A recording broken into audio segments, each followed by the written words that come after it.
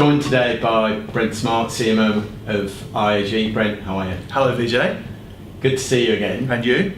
I'm going to get straight into it. I'd love to hear, as I think a lot of our community would love to hear, a bit about your story. From everything I've seen and heard, it's been, until IAG, an agency journey, a brand journey. Tell me a little bit about where you started, how you got into advertising. I sort of fell into it, studied marketing, fell into advertising, but I think the real, I've had a couple of really great turning points in my career, and the two most seminal were, I was very fortunate to be part of the MNC Saatchi startup here in Australia. So when the Melbourne office started, I was employee number 7, and I was 23 years of age, and it was the perfect time to be part of a sort of startup and a new agency.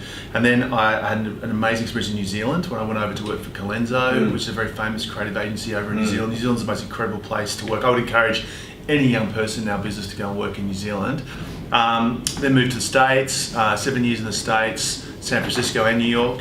And I was running Saatchi in New York, and for a boy from the suburbs of Melbourne, that was a dream job. I got to do Super Bowl spots, and I got to work on some of America's biggest, most iconic brands: Cheerios, Tide, Walmart, amazing brands with incredible scale and incredible legacies that you kind of feel a responsibility to respect.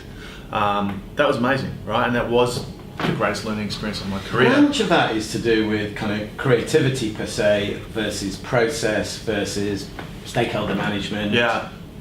Well, I guess that's the great irony of the move I've just made, is that I always found myself, I'm very into the work. The work is what's guided my whole career. It's the reason I get out of bed every day. I want to do great work, and yet I found myself battling against many of the things you talked about, battling against incredibly restrictive processes, over-engineered process, too much research, too much, trying to force too much science into the world of marketing, advertising, which I think it's not science, right?